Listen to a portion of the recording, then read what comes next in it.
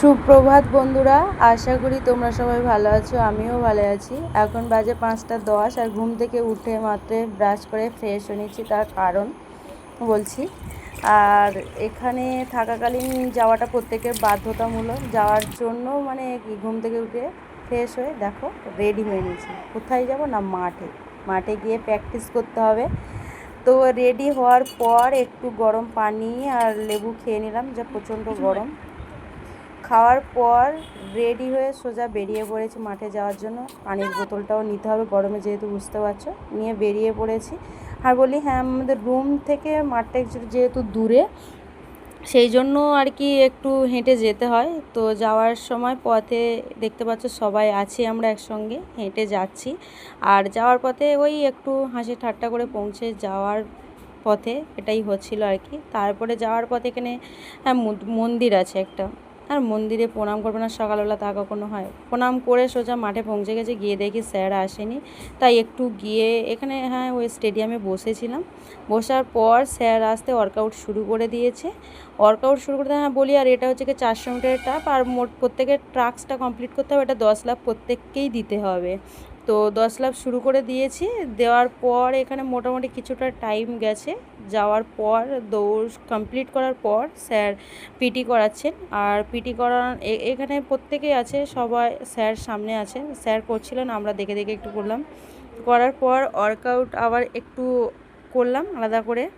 করার পর রুমে চলে এসেছিলাম। এসে ফ্রেশ হয়ে একদম সোজা সকালবেলা একটু ছোলা আর কিশমিশ নিয়ে বসে আর কাজু খেতে বসে গেছি।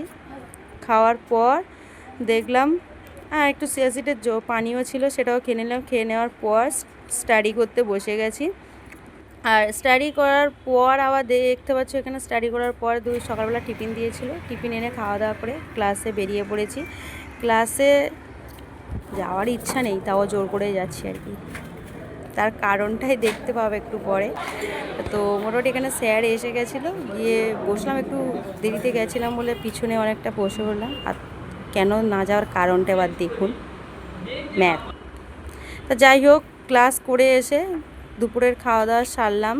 খাওয়া দাওয়া করার পর মোটামুটি একটু রেস্টও নিয়েছিলাম। রেস্ট নেওয়ার পর ঘুম থেকে উঠে আবার একটু ফ্রেশ হয়ে জামা কাপড়গুলো গুছিয়ে নিলাম, কারণ সকালে এগুলো সব মেলে দিয়েছিলাম, শুকিয়ে গেছে। তুলে এনে গুছিয়ে নিয়ে আবার স্টাডি করতে বসে গেছি।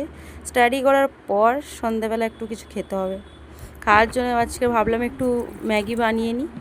তো সেজন্য আর কি এখানে তো সেরকম কিছু করে খাওয়ার পজিশান নেই, তো এই ছোটোখাটো একটা জিনিস একটু বানিয়ে খাওয়া যায়। তো ম্যাগিটা ওই জন্য বানিয়ে নিলাম। বানিয়ে নিজে থেকে বানিয়ে নিয়ে ম্যাগিটাকে ঠান্ডা করে একটু, যেহেতু প্রচণ্ড গরমে খাওয়া যাচ্ছিল, তাই একটু ঠান্ডা করে খেয়ে নিলাম। খেয়ে নেওয়ার পর এখানে আবার কিছুক্ষণ স্টাডি করেছি, কারণ বারবার দিলে সেটা কেমন। তো সেই জন্য স্টাডি করার পর এখানে হচ্ছে গিয়ে দেখতে পাচ্ছ রাতের খাবার আনতে যাচ্ছি। আর এখানে খাবারটা একটু আনতে যেতে হয়, তার কারণ হচ্ছে গিয়ে নিজে তৈরি করে খাওয়াটা অনেকটা সময় যাবে, সেই জন্য রাতে খাবারটা আনতে বেরিয়ে পড়েছি। যেহেতু আজকে সয়াবিনের আলুর তরকারি দিয়েছিল, তো ভাত না খেয়ে মুড়ি খেয়ে নিলাম। খাওয়ার পর যার কাজ সেগুলো তো করতেই হবে, দেখতে পাচ্ছ এগুলো করতেই হবে, করার কোনো অপশান নেই। তো রাতের থালা বাটিগুলো ধুয়ে নিলাম। ধুয়ে নিয়ে ভাবলাম আজকের একটু মাথায় তেল দিই, কারণ হচ্ছে কি গরমে মাথায় তেল দিতে একদমই ভালো লাগে না। তাও আর কি দিয়ে মাথাটা বেঁধে নিলাম হালকা, কারণ গরমে একটু দেওয়ার ইচ্ছাই থাকে না, তাও দিতে হলো আর কি। মাঝে মধ্যে একটু না দিলে কেমন মতো। তো দেওয়ার পর মাথাটা একটু হালকা বেঁধে নেওয়ার পর ফ্রেশ হয়ে আসলাম। আবার একটু মানে রাতের ফ্রেশটা হয়ে নিলাম, ব্রাশ করে আর মেয়েদের কাজ ফেস ওয়াশ করে মুখ ধুয়ে রুমে এসলাম। এসে একটু নাইট ক্রিম মেখে নিলাম। গরমে মাখার ইচ্ছা নেই, তাও একটু হালকা ফুলকা মেখে নিলাম।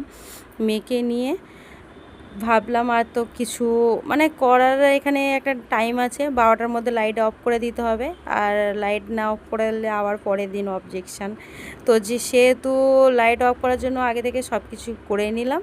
করে নিয়ে বিছানাটা ঝেড়ে নিলাম, ঝেড়ে নিয়ে শোয়ার পালা। তো আজকের এই পর্যন্ত, সবাই ভালো থাকবেন, টাটা।